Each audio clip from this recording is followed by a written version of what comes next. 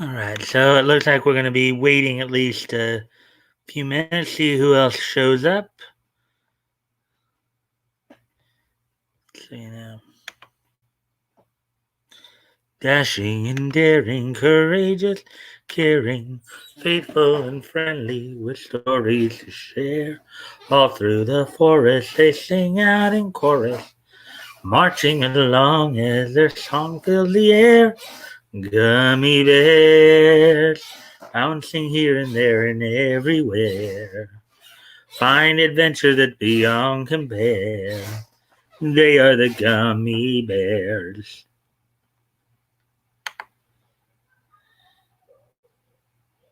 There's one other person here, I guess. What I see on the YouTube screen, anyways.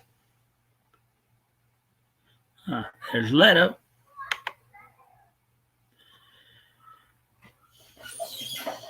I saw. There we go. Now StreamYard put it up. Hey, Mike. Hey, Leto. How you doing, man? I hope you had a good day today.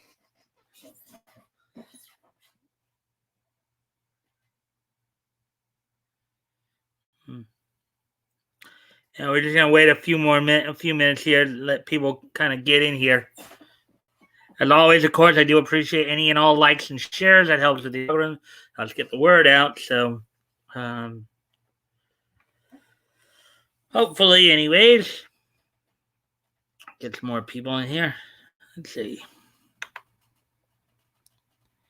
It was Oki had work in the morning, and that was annoying. Yeah, I mean, when it messes with your schedule, like when you're used to working nights, and then to have you come in the morning, that can kind of throw you off.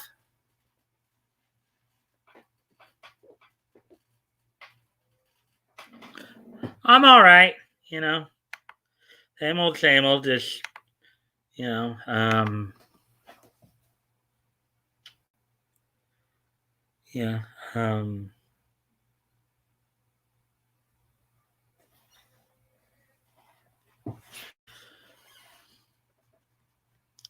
Yeah, so anyways,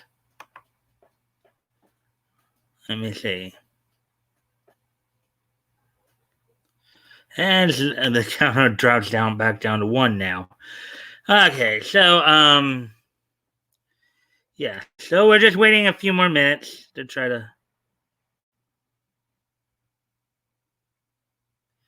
Let me just check something real quick. My phone seems to be going off. I'll be right back.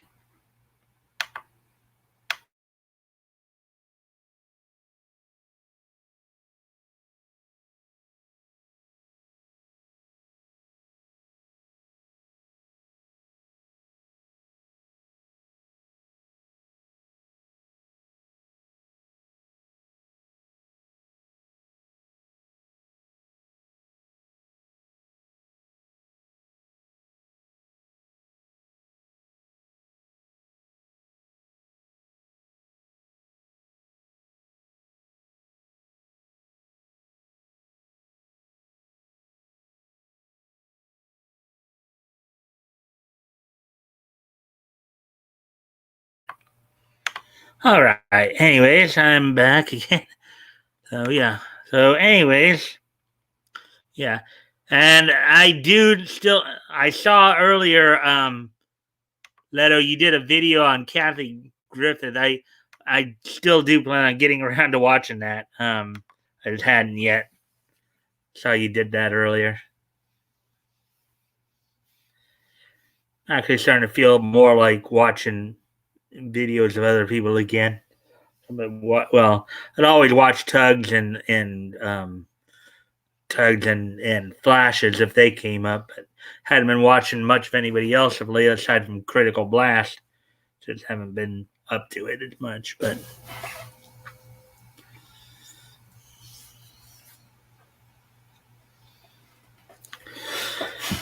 yeah, well, I did have a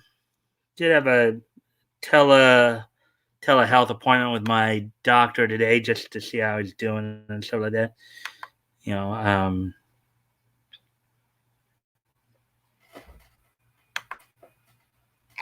did small videos. much less stress about streaming. It's hard to find the time. Yeah, well, I find the time. I find the time every weeknight. Of course, I also go on to RJ's or Critical Blast open mic night on Sundays, so I'm involved in a stream 6 nights a week.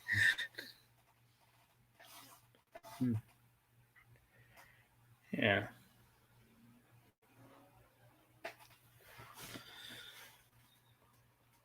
Anyways, we're just as I said, just waiting.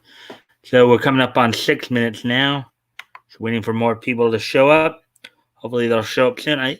I guess my thing says 4. I got 4 likes. So I guess technically 3. I'm guessing there's like one other person probably lurking in here. Minute video sounds like it's not hard on anyone.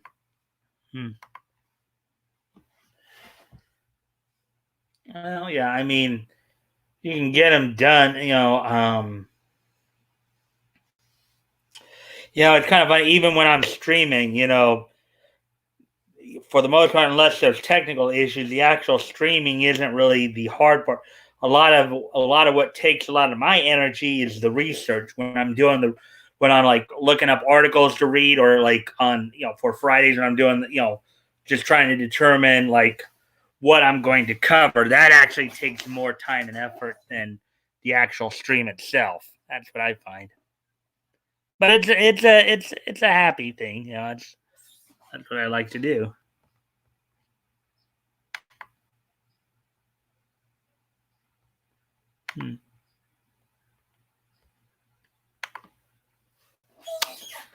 Oh, we're now at just past 7 minute mark here. That's the two of us. Huh.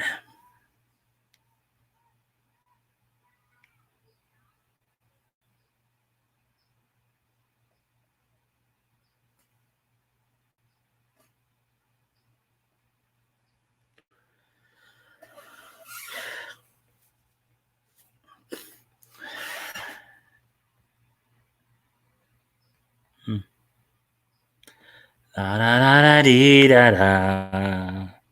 La da da da da dee da da. La da da da da dee da da.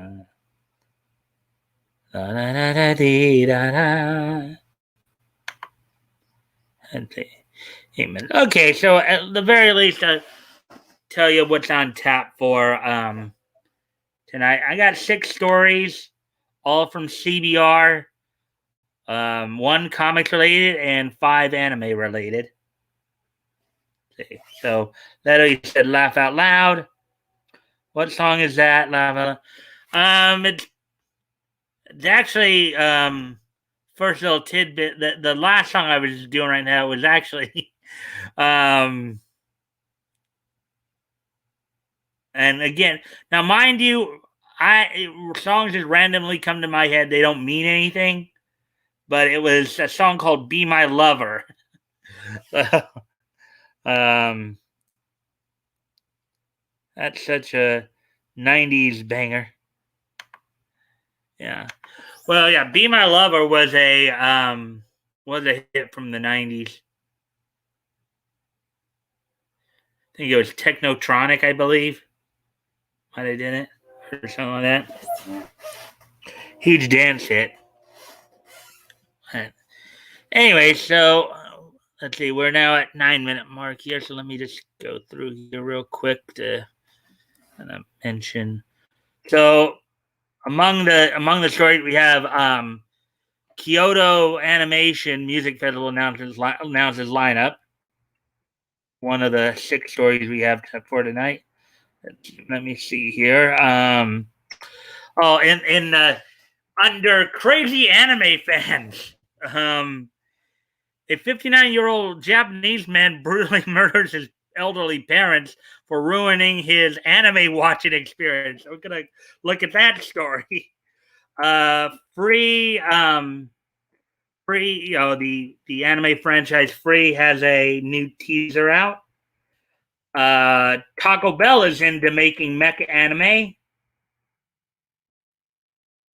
Also, some August previews on some animated series. And in the one comic story, since I get over there, yeah, one comic story for tonight, which will be, as I can get to it. Let me see now.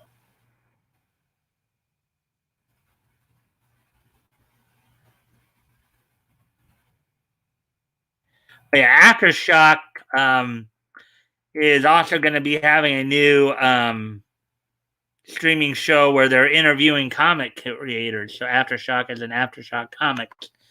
So that's also going to be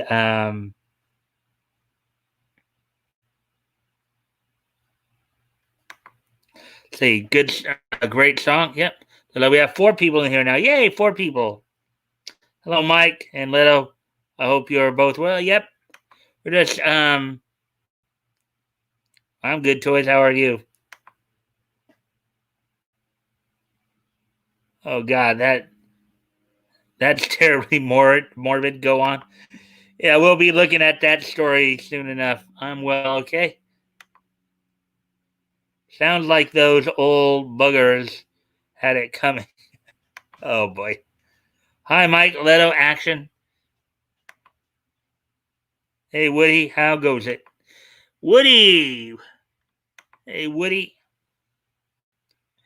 Alrighty then. So, we're coming up on 12 minutes now. So might as well start getting started with the news stories. And we got like 4 people in here.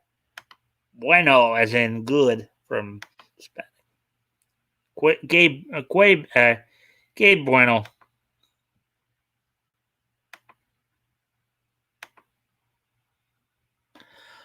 Alrighty then. So let's go ahead and get to this then. To the story here.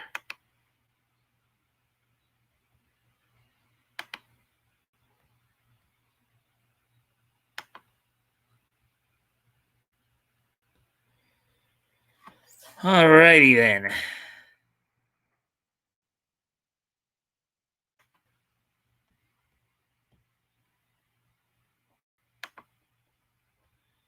Yeah, anyways, guys, I'm sorry. You just got to deal with this because CBR now is kind of making me not use my ad blocker anymore. So I know it's a nuisance to see ads in here, but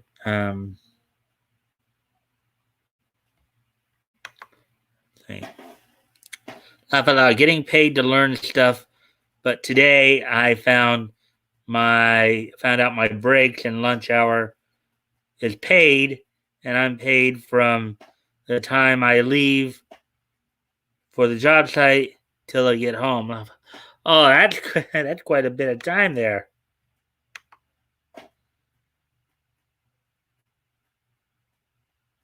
Any Woody?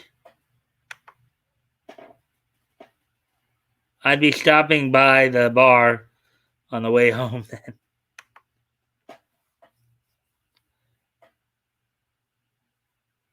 Mike Streams now comes with that. Yeah, well, unfortunately, yeah, because good toys drive slowly. If only they have a tracker on us. Oh boy. Anyway, so let's get to this. Aftershock to interview comic creators in new streaming show. The Aftershock Happy Hour is a new hour-long bi-weekly streaming series from Aftershock Comics featuring creator interviews, live sales, and more. Article by Tim Adams published 13 hours ago. So here's the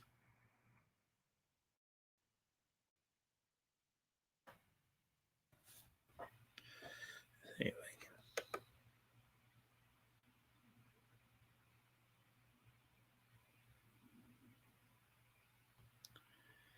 All right. Anyways, a new streaming show is coming from Aftershock Comics with a focus on interviewing comic book creators. The Aftershock Happy Hour is a new hour-long bi-weekly streaming series airing every other Thursday, 5 p.m. Eastern, 2 p.m. Pacific, on the publisher's Facebook, YouTube, and Twitch channels. Ruth Ann Thompson, Aftershock's senior retail relations manager, will host the show and interview some of the top creators in comics about their current and future Aftershock titles, independent comics, and more. Each episode will also feature a live sale of Aftershock rarities, exclusives, and graded comics unavailable anywhere else. Upcoming guests that viewers can look forward to seeing on the Aftershock Happy Hour are Rainbow Bridge creators Steve Orlando and Steve Fox, and 10 Years to Death writer and Battlestar Galactica alum Aaron Douglas.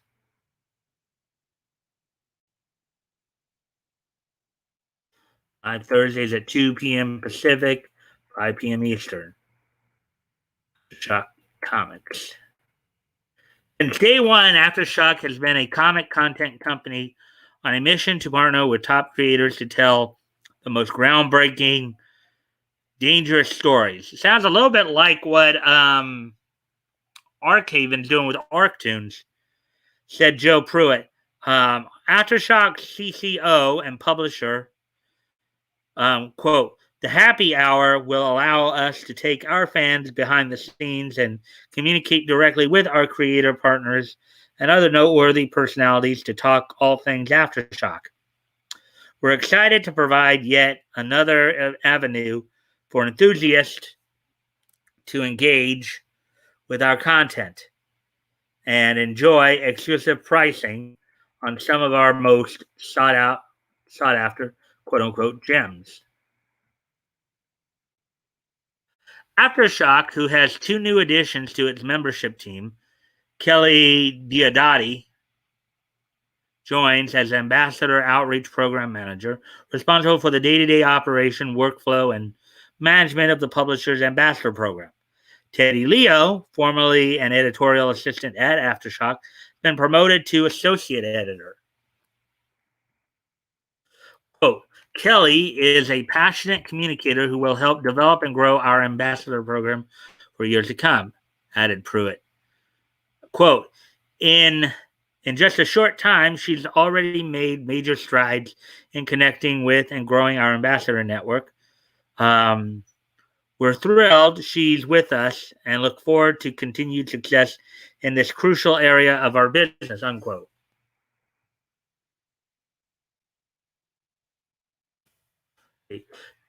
Quote, Teddy's enthusiasm for the comics business and commitment to his own growth has been apparent in his journey here at Aftershock, unquote, added Mike Marks, Aftershock's editor-in-chief.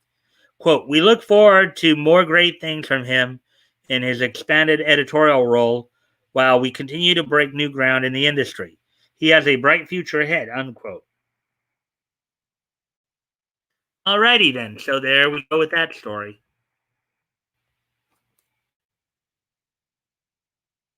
So that's the only comic story of the night.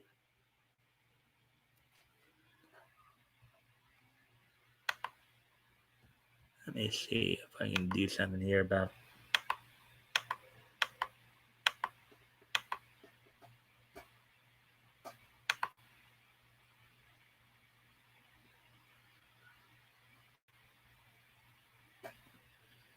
Oh, maybe yes, maybe no, but.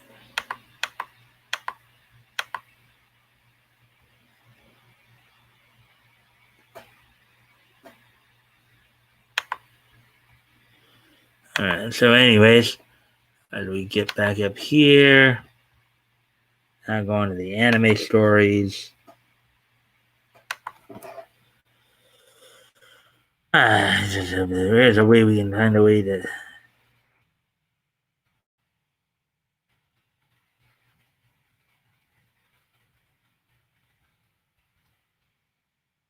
Before I start on the next story here, let me see what you guys have been saying here the last few minutes.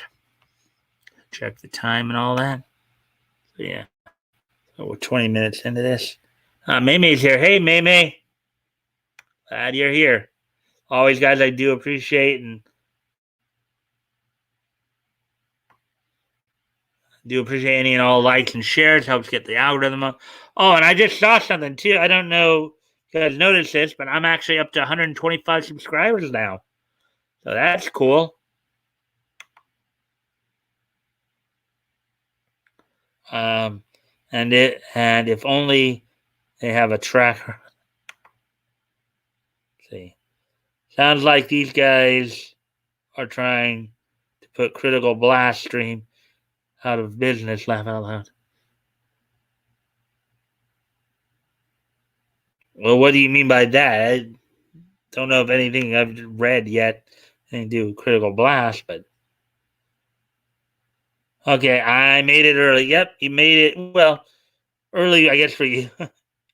um, is this an archaeology related job, Toys?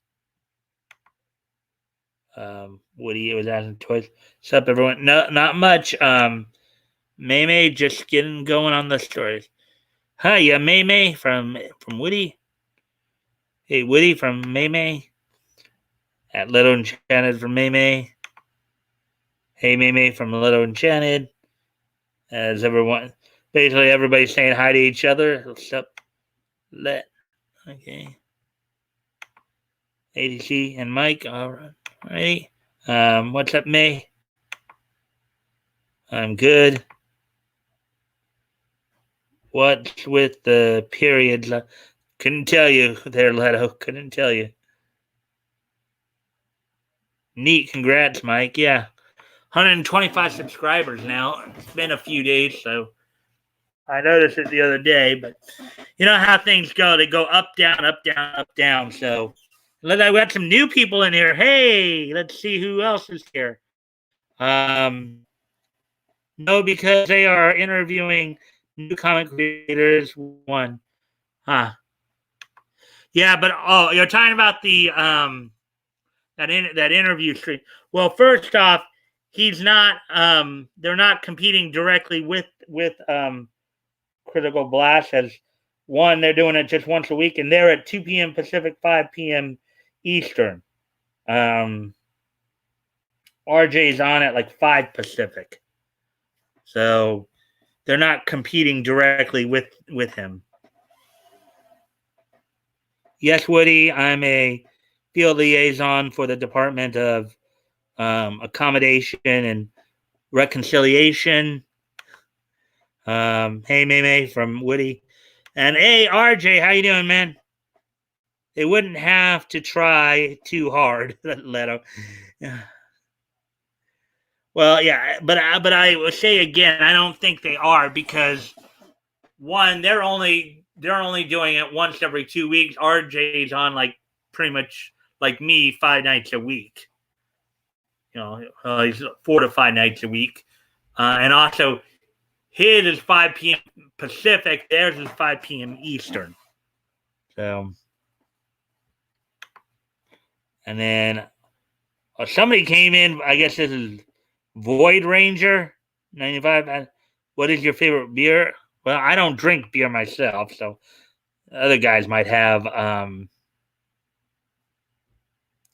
Hey, Critical and Ranger. Yeah, we have a new guy in here, so let's make sure he feels welcome, everybody. As always, guys, of course, I do appreciate it and all the likes and shares you guys can help me out with and get more people in here. So that helps too. So, anyways, hello, hey, Critical from Leto, and then he's also saying hello, Ranger. Good work, Mike. Yeah. Hey, CB from May. So yeah, we got 6 people in here right now. Yay, 6 people. Most we've had in a few weeks. Hi, Ranger. I know that's why I added lol. You guys are machines doing this daily. Well, if you have an idea of what you want to do and you have a plan on how to execute it, you know, it's not always as hard as sometimes may appear to be. For beer, laugh out loud, ranges maybe like black ice vodka. I never tried Budweiser. My favorite beer when I did drink was Blue Moon and Dos Equis. I don't drink beer. I don't drink alcohol at all. So, um, anyways, let's move on to the next story here. We're now getting into the anime side of the side of the. So I said we got five articles from anime. So 9 new anime shows.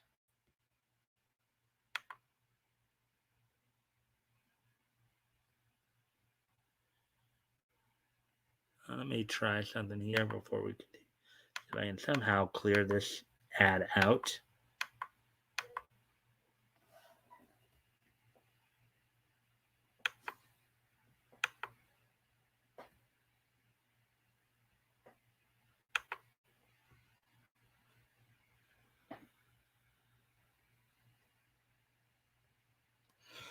All right, just trying to clear out that ad, see if there is a way I could, but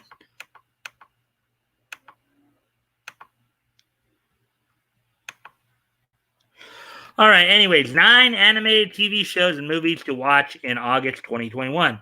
From Shonen Jump classics to the Marvel Cinematic Universe, these 9 series and movies will keep animation fans occupied this August. Article by Ruben Barron, published 16 hours ago. So, August 2021 is a big one for animation on Netflix. Of the 9 entries in the following list, 5 will be streaming on Netflix. This includes 2 hit anime, which up until now had been stuck in the dreaded quote unquote Netflix jail, the purgatory between the original Japanese broadcast of an anime and the eventual Netflix release. It's not just Netflix delivering promising new animation this coming month, though. Disney Plus debuting new short film, first animated series in the Marvel Cinematic Universe. Adult Swim and Crunchyroll have teamed up for an original anime, and one of the weirdest American animated films in ages is coming to theaters. Here's a rundown of the 9 must-watch animated series and movies to watch in August.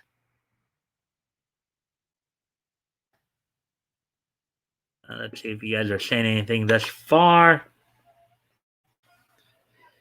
We have some more people coming in. Yay, more people. Let's see now. Let's see. I mean, any good?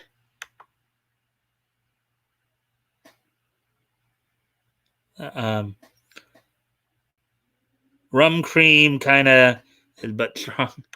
Well, hello, Trap Bar Modicon. Thank you for the subscription. That's nice. Thank you. Oh, wait a minute. Oh, yeah, that's the shared screen. Okay. Strong, no doubt. Also, Netflix anime. Sucks your ear. Hey, Tropper. Tropper Modicron. Welcome to the community. Now, let's make sure the newbies feel welcome, guys. Hope you guys will enjoy the content as well. Welcome, Tropper. I subbed also. Thank you, Void Ranger. Very nice of you. The only thing Netflix done was bring back anything. Only thing Netflix done was bring back anything Baki. Well, that's kind of true. Yeah. But it's kind of funny because they have the 2018 Baki series. So, Netflix had it and had Studiopolis do a dub version of it. But now for the I guess DVD release, Sentai Seraphim has it, and they're doing their own voice track for that. What's your favorite horror movie? Don't necessarily have one. Welcome, Ranger. Way to make them feel welcome when you called them newbie. Well, newbies as in new to the channel. Leto. Okay, I meant no offense by it. I think you guys know that. Ransom 7. I sub to your channel. Well, thank you, Ransom. All right, at Leto and channel. I was hoping to start a day stream sometime, bruh. I'm just lazy. All right, so hi, Ransom. Hey, so we got some new people in here. That's great. Wow. All righty then. Well, let me get back to the. Thank you for the sub there, Griffin boy. All right, so let me get back to the. Well, man, everybody's in a chatty mood tonight at Ransom 7 Production. A fellow beach fan I see. Bleach fan I see. That's a good question. Trot bar horror films I enjoy would be Dawn of the Dead, Night of the Living Dead, 1990 remake, and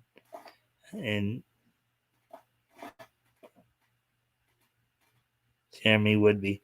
Um, if I had to pick one, albeit I'm not sure if this totally falls into the genre of horror, but I guess one that comes close that I liked a lot was The Crow. The Crow movie. Now I don't know if that's classified as horror or not. I know it's at least martial arts action, but it does have some oral. Welcome to streaming is hard made. Gin is my favorite character from Ransom 7. Juon. Hello, Grifter.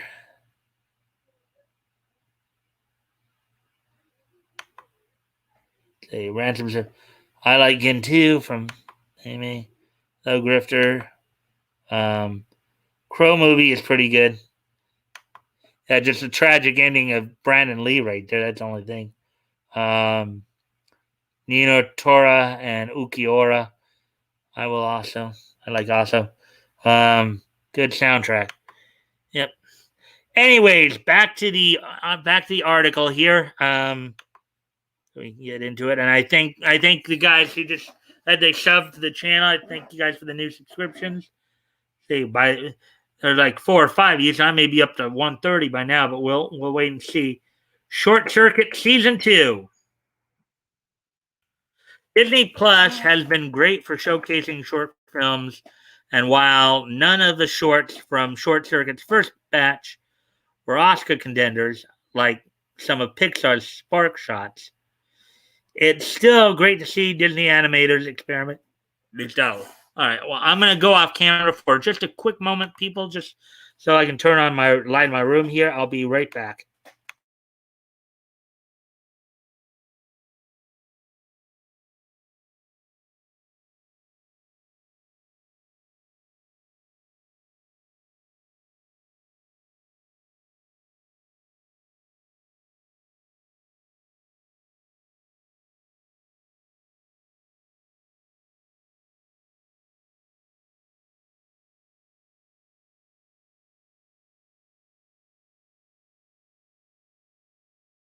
There.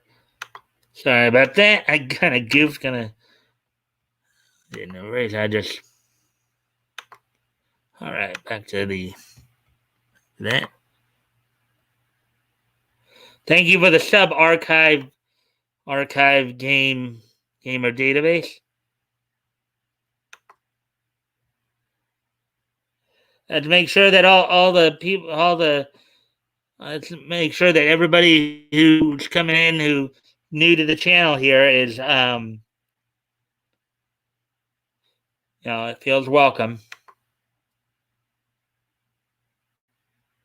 It was Blank Gun. He died due to casing being rejected. Okay.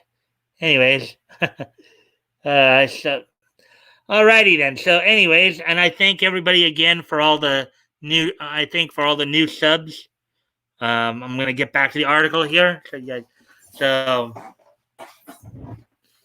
Anyways, um, this season contains 5 shorts: Dinosaur Barbarian, directed by Kim Hazel; Going Home, directed by Jacob Frey; Crosswalk, directed by Ryan Green; Songs to Sing in the Dark, directed by Rhiannon Delanoy; and number 2 to Ketterling by Lisa Rea. Short Circuit Season 2 premieres on Disney Plus August the 4th, which I believe is a Wednesday. Let's see what the Vivo. Sony Pictures Animation's third film to be released on Netflix this year, following the Mitchells versus the Machines and Wish Dragon, is Vivo, a colorful new musical featuring original songs by Lin-Manuel Miranda. Miranda also plays the title character, and I think I've seen this guy's name in a few other voice credits too. I think he's kind of coming along a bit. Also plays a King Kajo street performer um, who has to deliver a message all the way from Havana to Miami on behalf of his owner. On the journey, Vivo is accompanied by an energetic tween girl named Gabby. And I believe a tween girl is a tween. What they mean by a tweener is like somebody's kind of like, I would guess, like middle school or junior high age. Somebody's kind of in between, like being a child and being a teenager, or something to that effect, or an adolescent. Um, with whom he struggles to get along.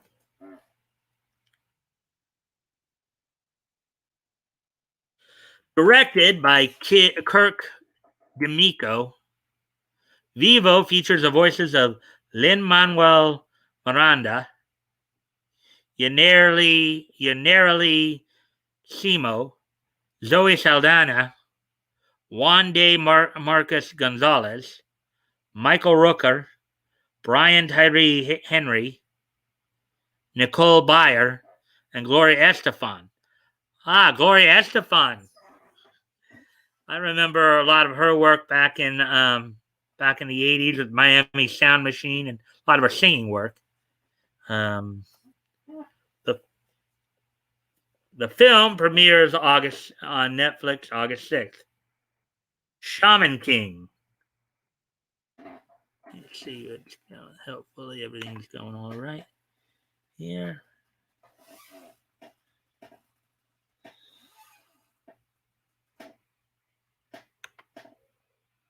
All right, everything's going fine. So continue on with the article here. Hiroyuki Takei's Shaman King manga about a fighting tournament between shamans is one of the classics of Shonen Jump. First anime adaptation from 2001 was able to win over fans worldwide, even with a heavily censored English release from 4Kids. The new anime remake, animated by MAPPA, premiered in April on Japanese TV and is expected to run for 52 episodes. The first batch of episodes will finally be made available internationally in both dubbed and subtitled formats this month on Netflix.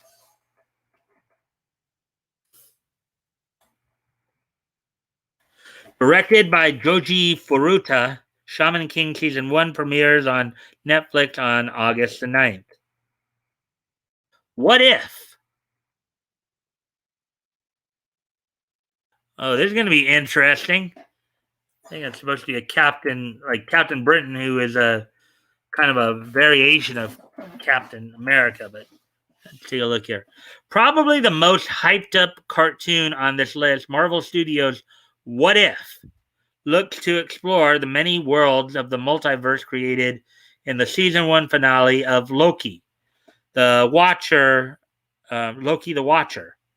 voiced by Jeffrey Wright, will guide viewers through timelines ranging from one where Peggy Carter becomes Captain Britain to one where the Marvel superheroes are zombies.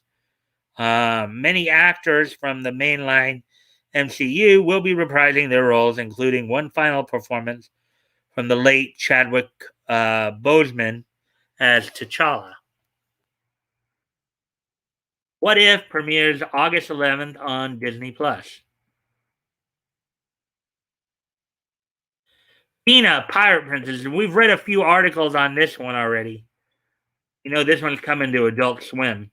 So, one of this summer's most anticipated new anime series, the Adult Swim Crunchyroll co-production of Fina Pirate Princess, skipped out on the July premiere glut in favor of international launch in August.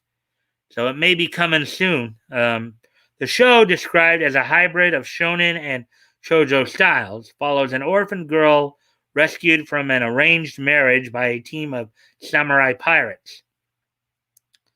Taking a very loose approach to historical accuracy, and I know a few animes out there like that, like Peacemaker Kurogane,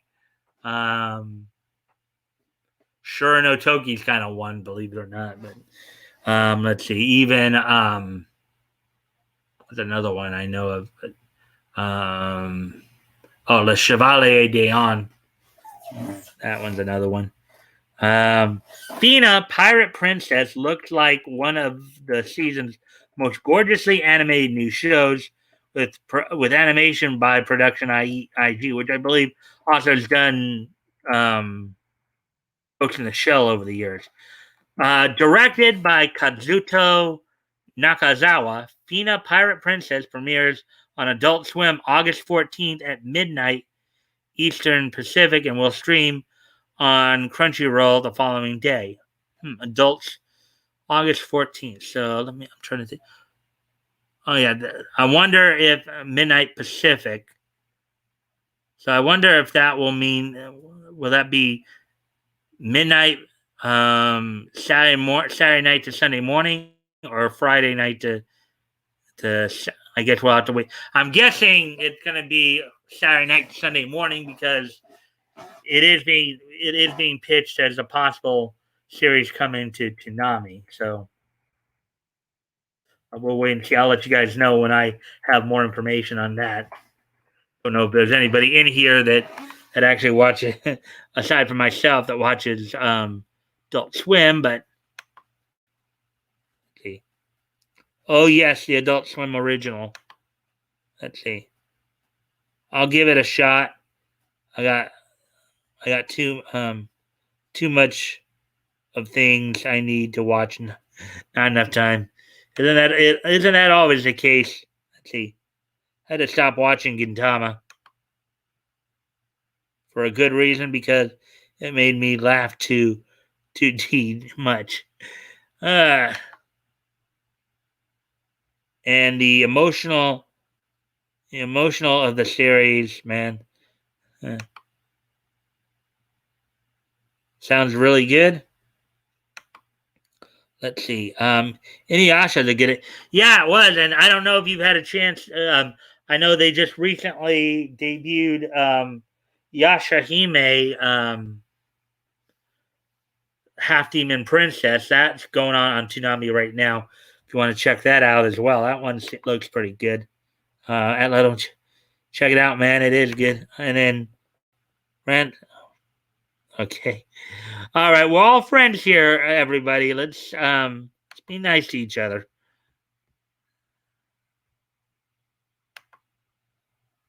We're all friends. We can have a difference of opinion without resorting to telling each other to shut up or anything like that. Anyways, those interested in anime for genuinely mature audiences will find much intriguing about Crypto Zoo. So, because that's what this one is, Crypto Zoo. I didn't even read that.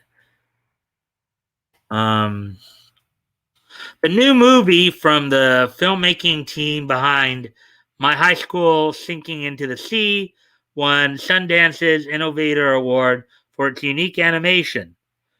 The story offers a creative twist on the Jurassic Park formula, from cryptids subbing in for dinosaurs CBR's review from Sundance described Cryptozoo as, quote, an inventive but somewhat distant throwback to the general style of adult animation from the 1960s and 70s. I think what they're talking about may be like Astro Boy and Gigantor, some of that stuff.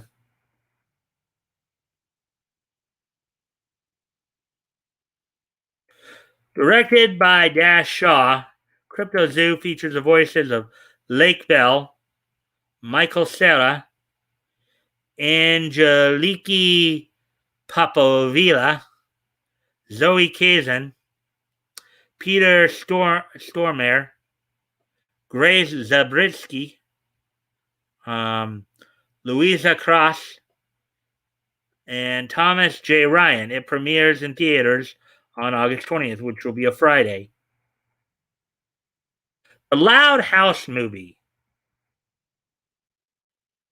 That animation kind of looks familiar. So, what exactly is Nickelodeon's streaming strategy? Okay, well, no wonder it looked familiar. Nick's supposed to be the premier kids brand for Paramount Plus, yet practically every new Nickelodeon project not related to SpongeBob SquarePants ends up on Netflix. The Loud House has been by far the most successful new Nicktoon of the past decade. The series' first movie sends Lincoln Loud and his huge family on a trip to Scotland, where they discover that they're actually royalty. Oh, isn't that a trope? And we've seen that on a few other. I know Simpsons has an episode like that. There have been a few like that.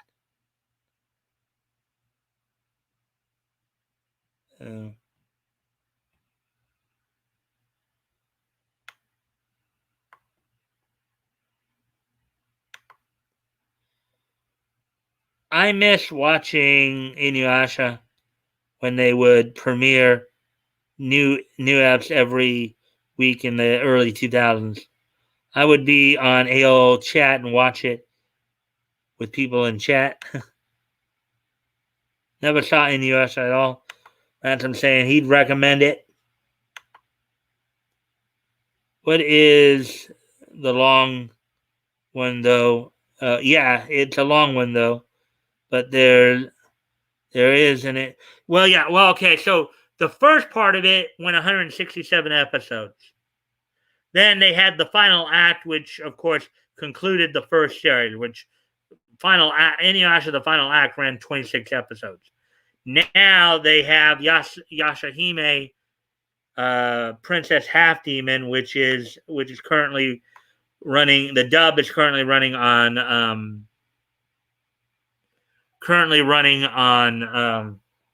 Toonami right now. Now, while they have, at least with the original characters like Inuyasha and Kagome, and for the most part, with most of the original characters, at least ones from the feudal era, they've maintained the same voice actors. I know that they did have to replace Kirby Morrow with Ian James Corlett after Kirby passed away. I would have liked for them for the whole series to be cast by, you know, by Ocean, just for the continuity's sake. So, but the newer characters are more, from LA. So, how about why he tell you to shut up? Yeah, that's what I would be kind of wondering. I'm laughing now. It's very random. Adult Swim and Hulu. All right. Anyways, back to the article here. See how much more of this here. Oh yeah. Directed by David Needham, the Lighthouse movie features the voices of Asher Bishop, Michelle Gomez, and David Tennant. The film debuts on Netflix on August 20th. The Witcher: Nightmare of the Wolf. Let's see. Where are we on time here? Oh wow, we're already at the 50-minute mark. And I'm just getting through the first 2 of 6 I'd planned to go through here. So that's interesting. So I guess I got to speed up a little bit here. The Witcher, Nightmare of the Wolf, is the latest quote unquote Netflix original anime that isn't really anime. If we're defining anime as animation made in Japan, instead it's a collaboration between American creatives from the live action Witcher series and a director and animators at the South Korean studio Mur. Mur's previous works include the likes of Legend of Korra, Kipo, and the Wonder Beast, and Dota, and the Wonder Beast and Dota. Um, Dota, Dragon's Blood. Um, so expect top-notch animated action in this origin story for Geralt's mentor, Vesemir. Directed by Kwang E. Han, The Witcher, Nightmare of the Wolf stars Theo James, Lara Pulver, Graham McTavish, and Mary McDonnell, and arrives on Netflix on August 23rd. Eden Zero. I know Sammy's big into this one. I think he was watching. I think Eden Zero is supposed to be, I guess, part of the fairy tale universe. If I understand it. Fans of Hiro Mashima's past shonen hits, Rave Master and Fairy Tale, have been hyped for Eden Zero. The manga has been simul published by Kodansha since its debut in 2018, and the anime adaptation from JC Staff was one of the biggest premieres of the spring in Japan. The plot about a boy, a girl, and a robot cat traveling to different planets to find a goddess is loosely connected to Mashima's previous series, but is able to be enjoyed on its own without any background knowledge necessary. And that cat right there you see in there, that's Happy from Fairy Tale.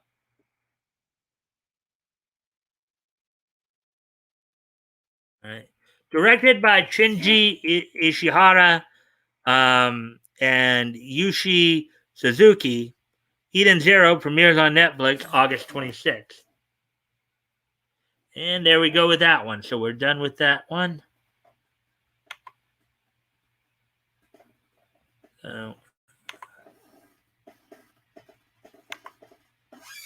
Uh, yes, Eden Zero, greatness.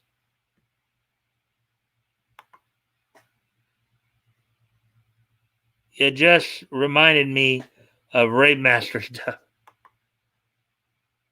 Facepalm. I hadn't caught up with Eden Zero manga in the mid 2018, 2019. Alrighty then, let's see now.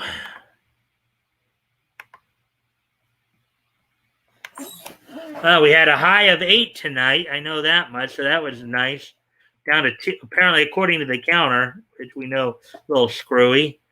Down to 2 people. I think technically we have 3 because there's, of course, me, Mame, and well, I guess now it's saying we have 4 people watching. So let's.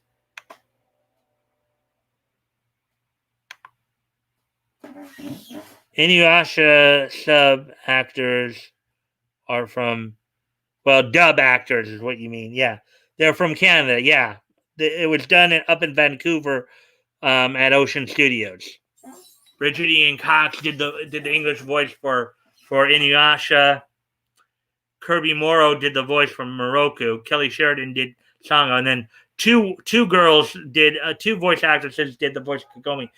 Originally in the original series, it was Monica Story, but then from what I found out recently, Monica Story I think retired from voice acting in 2018, so she was replaced by Kira Tozer. Dub actors, yep. Yeah, good dubs. Yeah.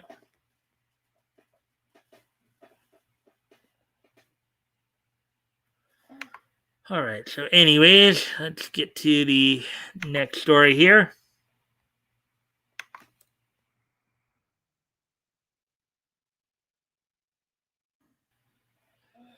All right, Taco Bell's Fry Force is the mecha anime we've waited for. Um, in parentheses, now make it real.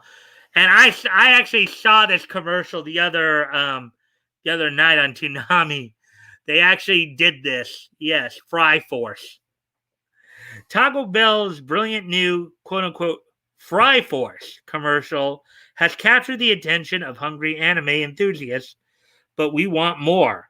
Quote by article by Ashley Maki. Um,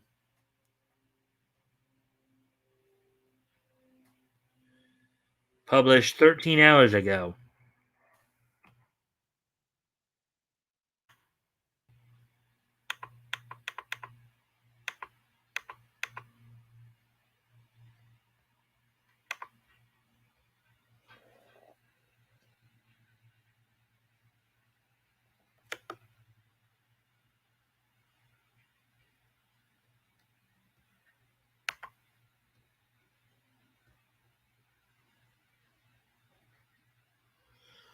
All right. Well, anyways,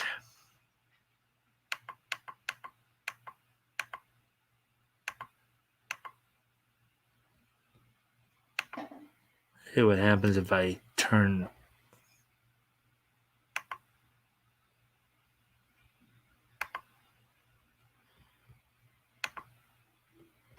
Refresh.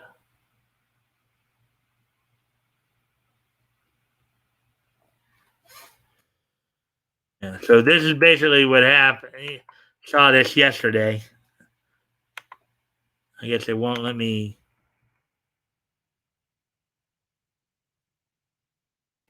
Oh wait, continue without. All right. Okay. Well, it looks like I just found a way to put my ad blocker back up there. So good. We don't have to watch. And they're at. Well, now I figured out how to get rid of it. So that's good. Hopefully. So anyway, so here's the latest article here. Fry Force commercial. In an era of all too available late night snacking, fueling nights of anime binge watching, companies are jumping on trends to up our junk food supply. Among the most perceptive are the ad masters at Taco Bell. The newly released Fry Force, in quotes, advertising a limited run menu item is nacho average ad.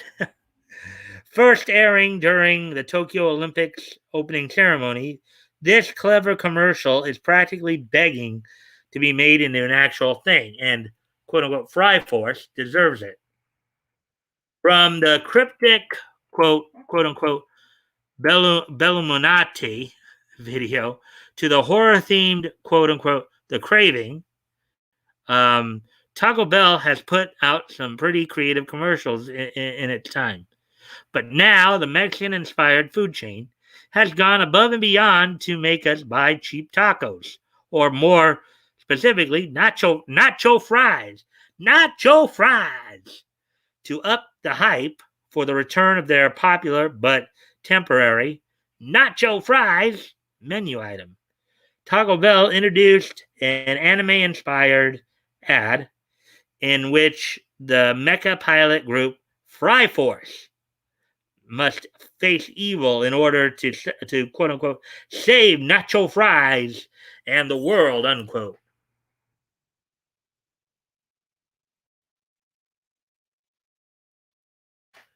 Um, the impressively animated commercial checks all the boxes on the mecha anime um, trope list. The quirky haired protagonist, Ray, leads an elite squad of mecha pilots who fend off giant invading monsters that will stop at nothing to devour all of our nacho fries in the world. Ray's character is complete with a tragic backstory, with her brother, Kosuke, taken by the nacho fry monsters before suddenly reappearing under their thrall, dual wielding glowing green blades. The fighter is last shown running at her fry munching brother for an epic battle. This is just so cute. Reminiscent of many classic mecha anime like Evangelion and Gundam, Fire Force presents an array of well designed, vibrant robot soldiers and pilots with plenty of potential for development. Pulling out all the stops, the Taco Bell commercial even features voice work from Steve Bloom, which I think I did hear him, famous for voicing Spike Spiegel in Cowboy Bebop's English dub. Virtual YouTuber Gar Gora also makes a blink and you miss it cameo, um, proving how far Taco Bell's live Moss productions will go to make a crowd pleaser.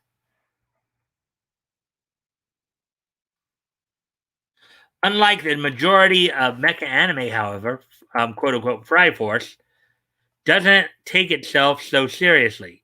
It's packed with hilarious fast food themed one liners like quote unquote order up and quote, I'm getting fried here, unquote. The protagonist even proclaims that she's quote, hungry for hope, unquote. Ah, oh, boy, this could be one heck of a comedy anime.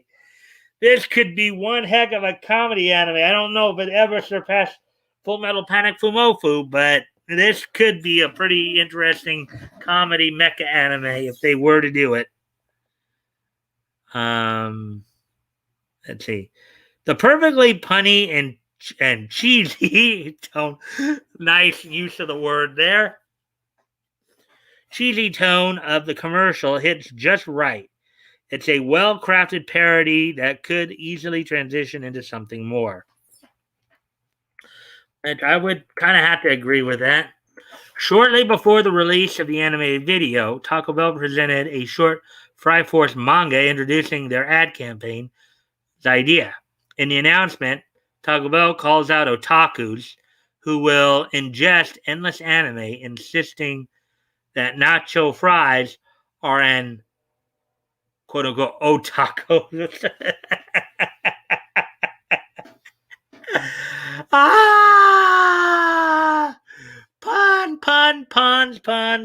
Puns.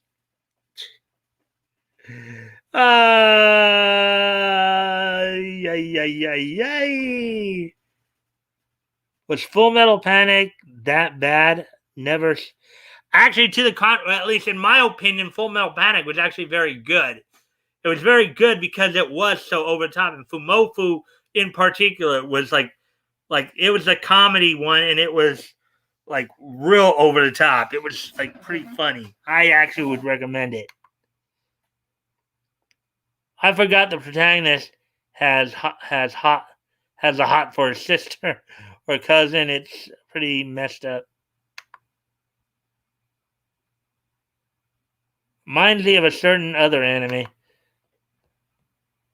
Anyways, as we continue on with the Taco's dream, okay. With such an hilarious and elaborate introduction and premise, anime enthusiasts are calling for Taco Bell to turn their anime ad into a fully fledged series. The commercial alone is just as tragically short as the limited availability of the nacho fries themselves. Much like the otherworldly kaiju, the Fry Force battles we can't get enough make it real. Yeah, so there we go. There's that story.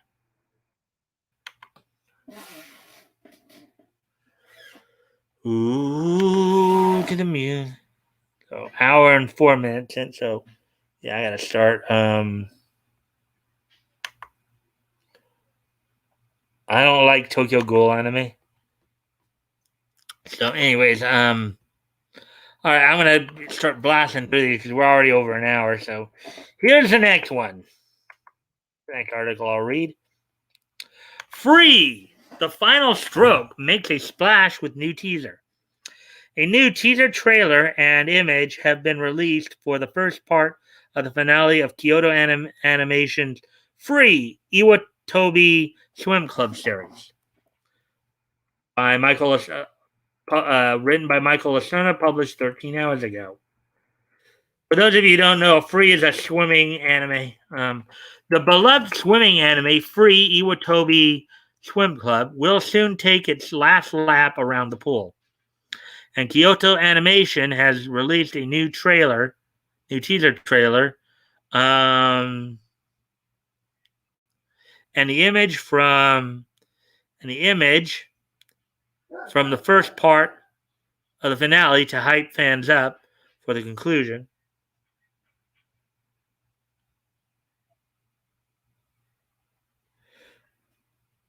Kyoto Animation uploaded the new teaser to the company's official YouTube account.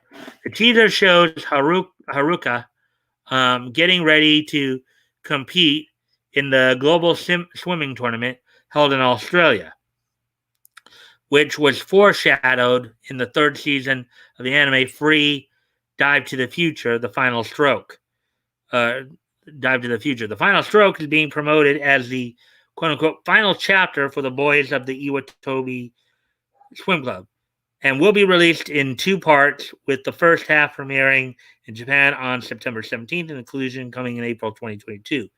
Both movies are directed by Saku Kawanami, who directed the last season of the Free anime and several of the other movies in the franchise.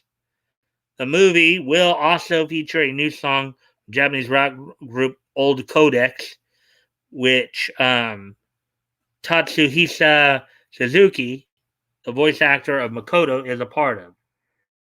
All right. So before I continue here, I got to go check on a couple of things. So I'm going to be off camera here for just a moment. I'll be right back.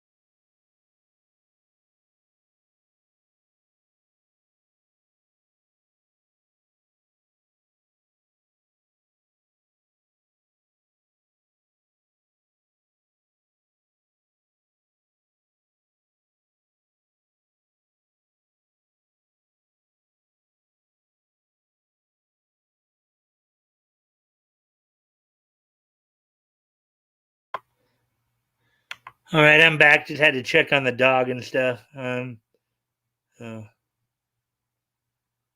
Anyways, back to the article then. As we continue looking at some of the stuff here.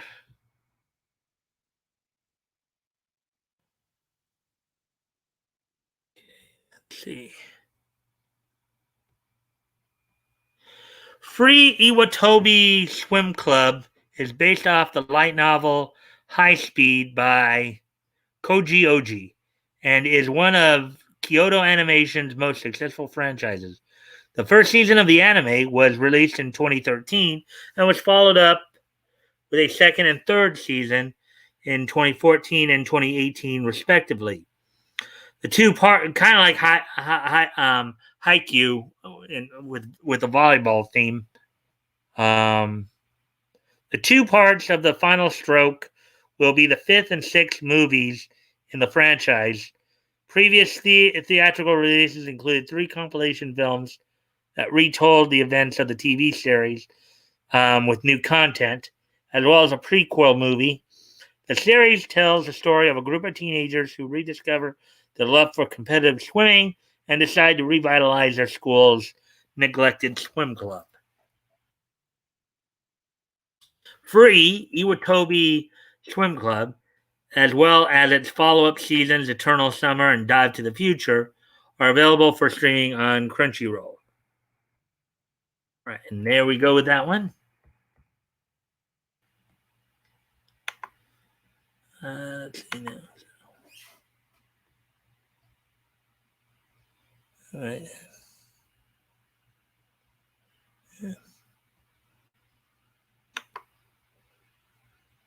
Blue Exorcist, I know it exists, but I don't want to give it my time. I don't know why. Read the manga.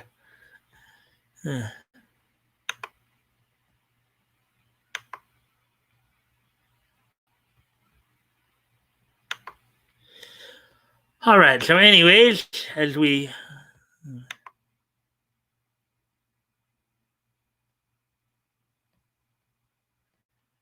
all right. I can tell I'm probably a little behind. It looks like.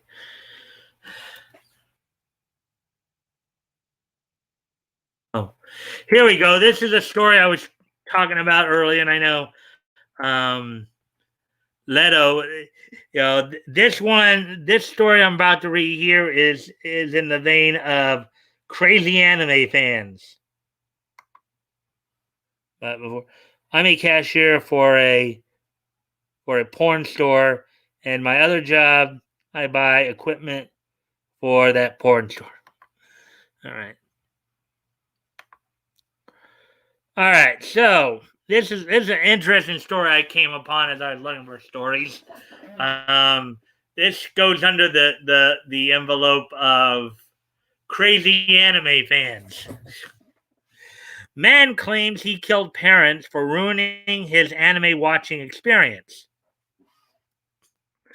All right, gotta read this one. A 59-year-old Japanese man who brutally murdered his elderly parents says he did it because they interrupted his anime viewing. Wow, that's certainly a reason to murder your parents. Oh my goodness, I can't wait to read more of this. Article by Michael Lacerna, published 11 hours ago. A Japanese man who is wanted for murdering his own parents is blaming anime for his actions. The Tokyo Reporter is reporting that Junji Matsumoto was motivated to kill his parents because they interrupted his anime viewing. Quote, it was bothersome that whenever I watched anime, my parents interrupted me, unquote. Matsumoto said, adding, quote, I couldn't stand it, unquote. Kind of wonder if 59, I wonder if it's his house and he's taking care of them, or if he's still living at home, if he's one of these ones that's, well, I can't laugh at that because I'm kind of in that same boat. But anyways, the 59-year-old Matsumoto lived with his parents, who both required wheelchairs for mobility. Quote, during a good scene in an anime, my father repeatedly called for me to take care of him, unquote. Matsumoto reportedly said, quote, because he complained about me, I killed him. Oh boy, this guy's got a little screw loose, unquote. I'm guessing he's more taking care of them, I guess. Let's see here. Matsumoto allegedly killed his father, age 88, by strangling him to death with an electric cord. It is unknown what method he used to murder his mother, aged 87. Now the thing is, in Japan, it's culturally acceptable. It's considered appropriate for the when the parents get to that point that the kids are supposed to like take care of them. Um, Police were called to investigate the residence after a relative couldn't get in touch with the parents and grew concerned. Authorities discovered the bodies in a refrigerator. This guy's got a screw loose, doesn't he? Oh boy! At least he didn't pull a Dahmer on him.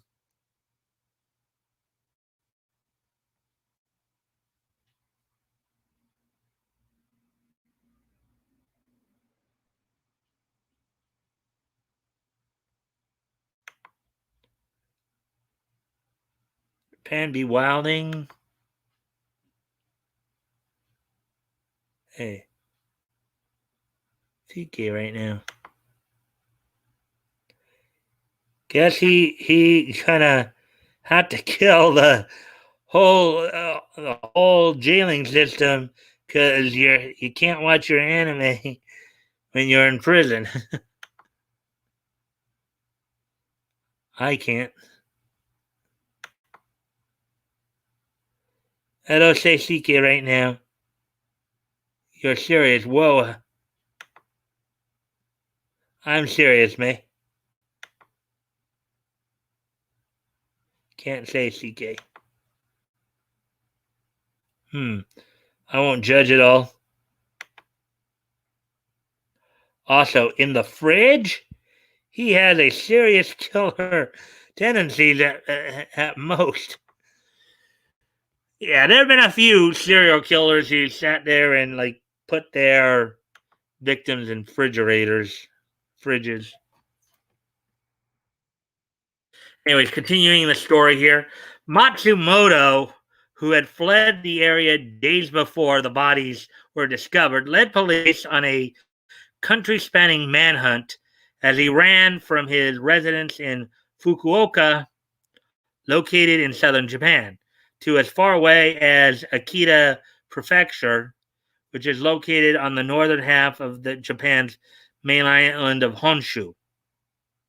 Matsumoto continued moving through the country till he was eventually apprehended by authorities in Kyoto on July the 5th, where police finally managed to track him down by using hotel records. Matsumoto has reportedly confessed to the crime, but police are continuing to investigate the circumstances surrounding the incident. Wonder if they're going to do a psych eval too. That's going way too far for anime. Let's see. I think I do have one. I think there's one more story to do before we're finished here. Yeah, this was the last story right here that I was going to read. Kyoto Animation.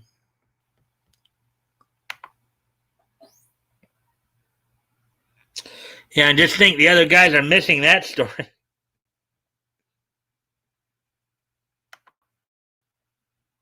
I feel like the whole fridge thing is overdone. Yeah, you might. Yeah, I think you might have a point there. All right. So, anyways, Kyoto Animation Music Festival announces lineup: artist True Minori Chihara, who also does some voice acting. Old Codex and more will perform at Kyoto Animation's upcoming music festival this November. Article by Lydia Levecchi, published 6 hours ago. I know Minori Ichihara has done a few and Old Codex they just talked about. They did a lot of the songs for Free. They also did, I think, a song for Haikyuu as well. Minori Chihara has done a few interesting songs as well for anime.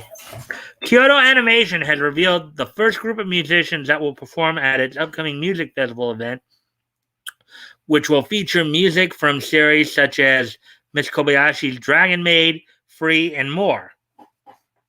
In addition to announcing the first part of its artist lineup for the Kyoto Ani Music Festival, Kyoto Animation also revealed a brief teaser and a new visual promoting the event. The festival serves as a thank you to fans for their loyalty during the recent hard times for the animation studio, most notably the arson attack in 2019. In case you guys don't remember that, um, there was this one guy who claimed um, Kyoto Animation stole his work, and he got upset and decided to go and try to blow up the studio, set fire to it, end up, I think, killing at least 2 people, I believe, if I remember correctly. But, anyways, the festival will run for 3 days from November 20th to 22nd, and fans will need to purchase separate tickets for each day. Tickets are currently available for purchase in a lottery system on the event's official website.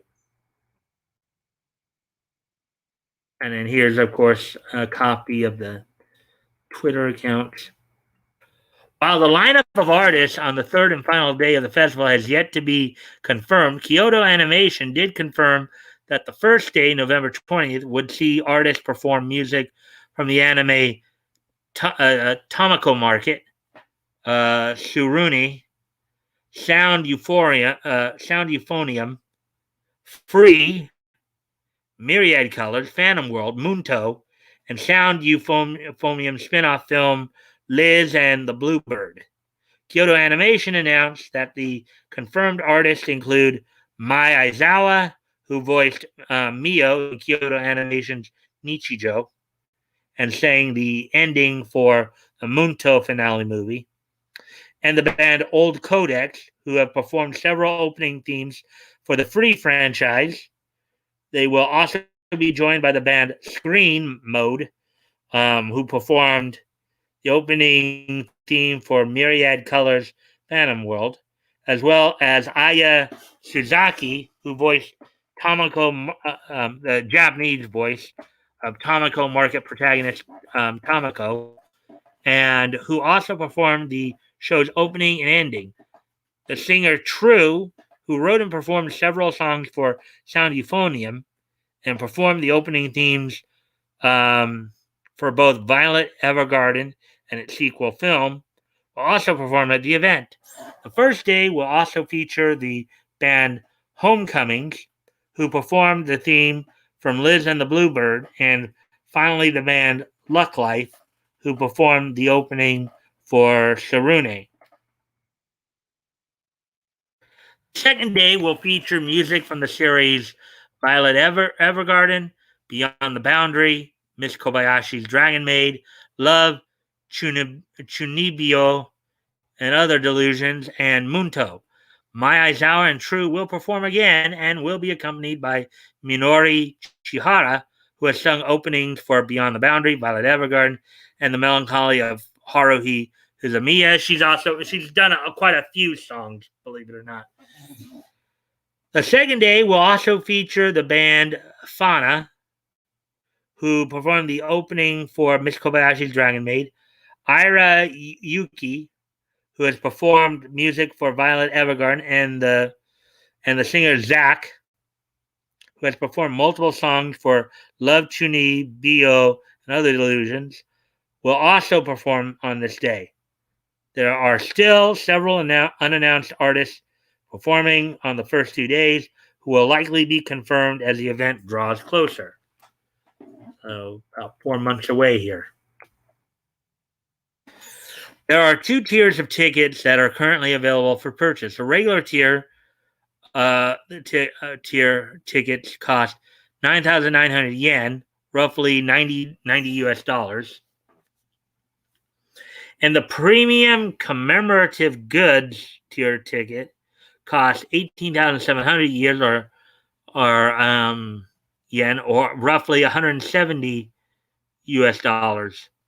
The premium tickets come with canvas art, including CD jackets, and tickets designed for displaying and ornamentation. Tickets for a live stream version of the event will also become available at a later date. And there we go. And that's That's it for the stories tonight. Well, those are some pretty interesting stories, to say the least.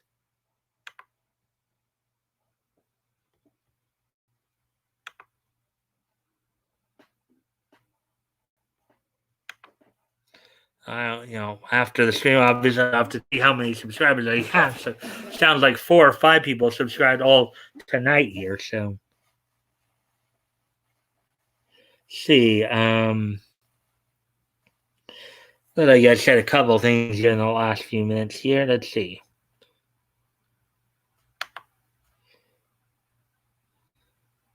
I would just put it on the barbecue until it's all gone. Um,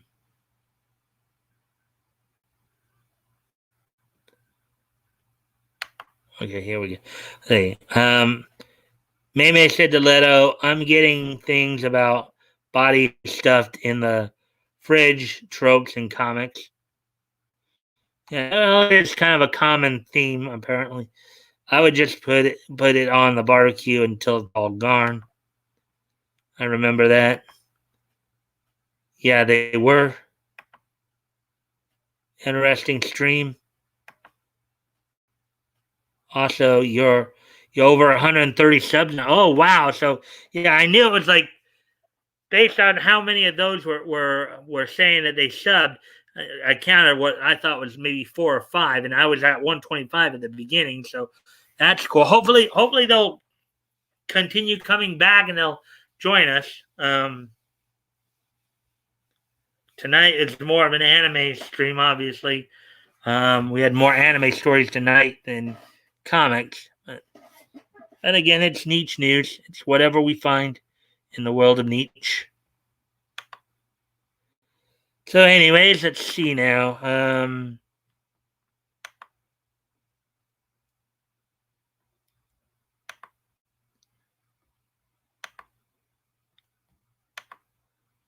Oh wow! So we're at an hour 27 now. So we're coming up on an hour and a half.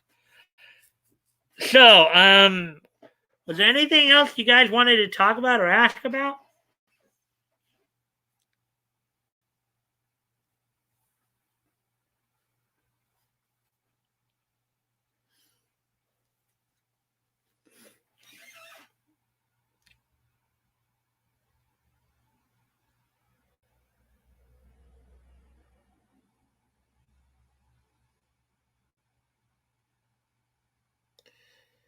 Was there anything you guys wanted to ask about or talk about? While you guys are thinking about that, I got to go off camera for a sec here, for a moment here. I'll be right back.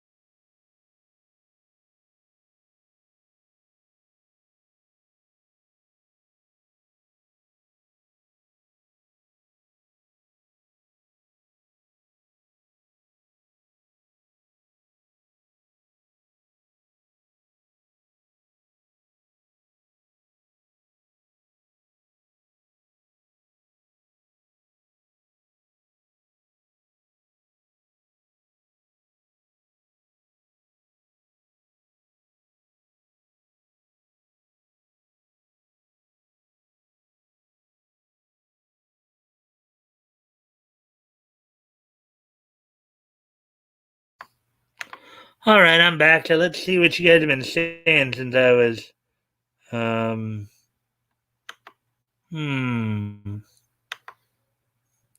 I can't think of anything except watch my vids. They will make you laugh. But yeah, I'll probably. I was planning on trying to catch the Kathy Griffin one. I'll probably will try to catch that one. We're done here. Anyways, so if there's nothing else, then I think we'll start wrapping up here. We're an hour 32.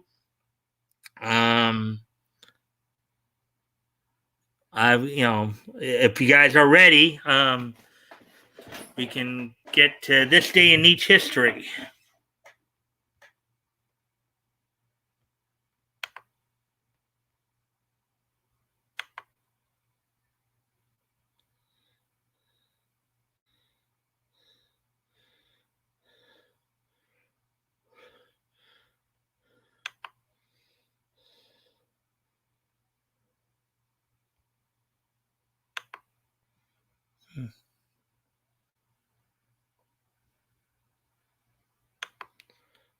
I'm ready. Okay.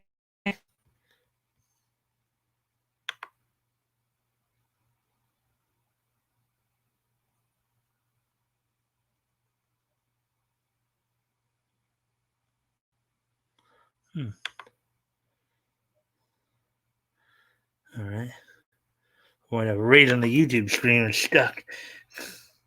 I just unstuck it. So, anyways, so now with that, I'm ready. So is that everybody else ready for this day in each history? 11.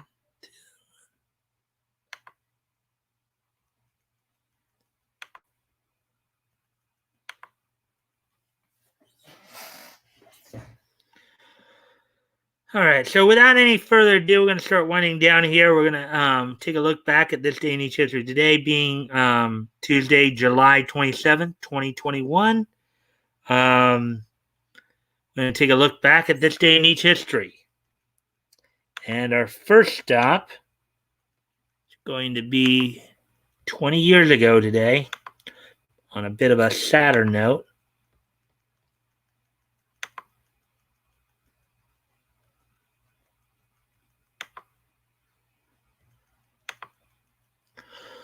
All right. So on this date 20 years ago today, in 2001, Rhonda Singh, known to most wrestling fans, particularly WWF fans, as former WWF Women's Champion Bertha Faye, passed away on this date in 2001 at the age of 40. Um, Basically known by most fans. Her real name, Rhonda Singh. So on this date, 20 years ago today, Rhonda Singh would pass away at the age of 40. Best known to most fans as former WWF Women's Champion Bertha Faye. So, um, with that, go ahead and move on to the next piece of niche history, as it were.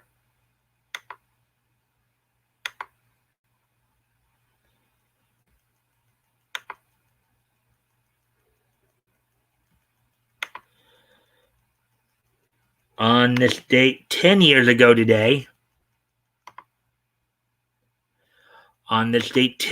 ago today, of the 40th issue of the third volume of Astonishing X-Men went on sale from Marvel Comics on this date for $3.99. There's 32 pages. No title of the story was given, with Christos and Gage writing the story, Juan Bobillo doing the penciling, inking done by Marcelo Sosa, Joe Caramagna doing the lettering, and Chris Sotomayor doing the coloring. So on this date, 10 years ago today, the 40th issue of the third volume of Astonishing X-Men went on sale on this date in 2011.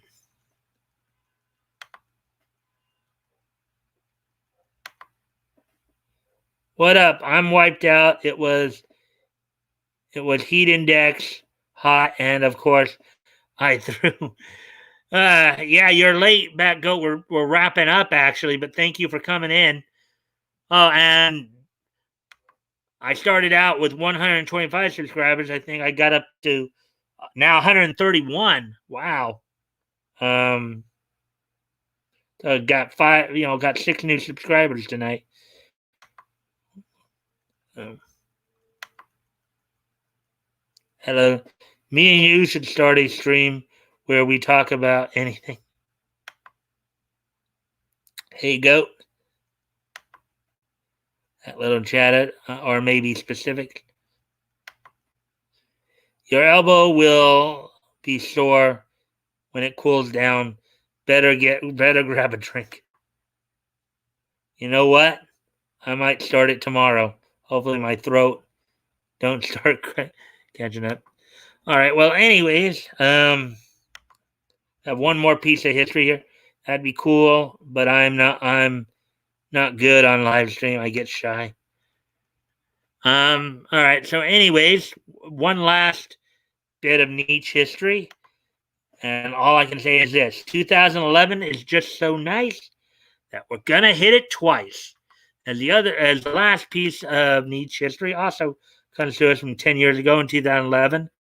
As on this date in 2011, the OVA, the Helsing OVA, The Dawn from Graphinica, was released on this date back in 2011, 10 years ago today.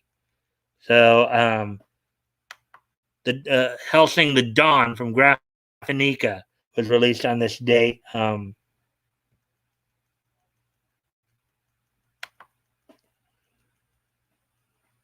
Mike, frame rate just dropped. Frame rate.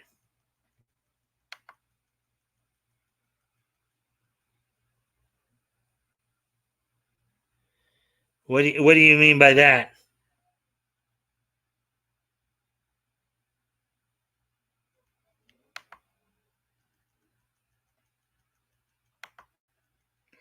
Gaming streams, yep.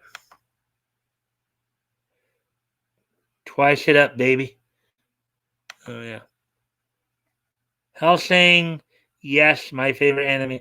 Yeah, the Dawn, the OVA Dawn, premiered on this date 10 years ago today. Hi all. But now I do smaller clips. My new long jokes covering pop culture and celebrities. Go check them out. My old man's shoulder is the problem. Wood elbow is hanging tough. Leto enchanted. I see. All right. Well, anyways, guys. So that's it for this day in each history. Is I got through all that. Couple quick reminders. Of course, this Friday will be our next historical comics retrospect. We'll be looking at We'll be getting into February 1938 this week, focusing on DC. Back to our standard fare: Slam, Speed, Doctor Occult, Federal Men, and Radio Squad. Let's see.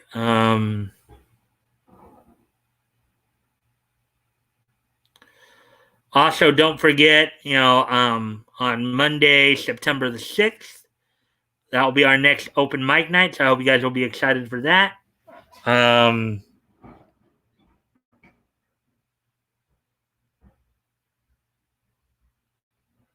So let's see what you guys are saying before we head out here. You guys are still a bit livelier. My CSC. Let's see, we saw that already. Bat Goat, you missed it. Mike got raided by people, and people started shoving. It was weird. I think we can all agree that the Ultimate is better from Hellsing. Haven't seen Ultimate. That is my recommendation for you to watch. Okay, I'll watch when I get time. Yes, September 6th. Thanks for the big reminder. No problem. Probably reminding you throughout. A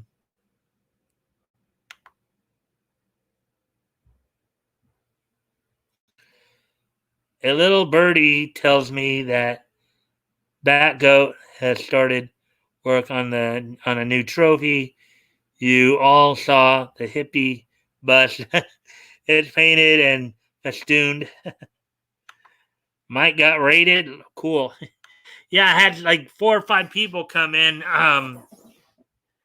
And as they came in, they watched for a few minutes, and I guess it was 6. They all ended up subbing. So hopefully we'll see them more often here. Oh, he probably got rated by Critical Stream. Oh, maybe.